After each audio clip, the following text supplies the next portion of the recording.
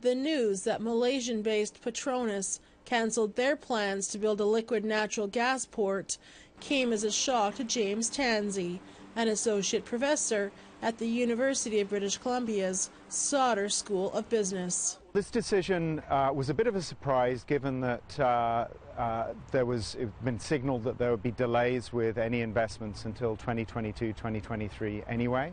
And it was a bit of a surprise because the assumption was that big companies were going to sit in a holding pattern for a while and see what happens with global pricing. And with global pricing of LNG well below where it should be, Tansey says it's also a combination of other countries also offering LNG that's most likely contributed to their decision. There is a glut in natural gas availability now. There's 50% increase forecast from the big players, which is countries like Nigeria, Qatar, and Australia, and even the US has seen a lot of expansion. So people were concerned that the price was going to collapse and it was difficult to make new investment decisions.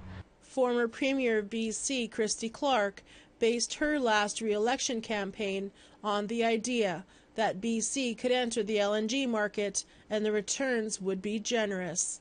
However, Peter McCartney of the Wilderness Committee says the prospect of trading the environment for an industry which doesn't support it wasn't a smart decision. We're absolutely thrilled that this project is no longer a threat to salmon on the Spina River and to the global climate.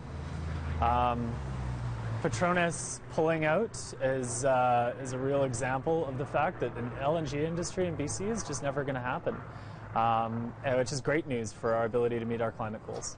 There were many First Nations along the pipeline route who were in support of the LNG pipeline to bring economic and job opportunities.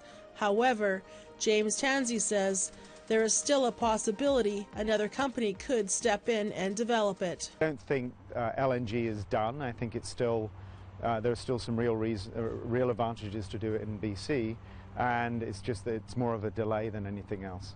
There are still another 20 LNG projects on the table across BC.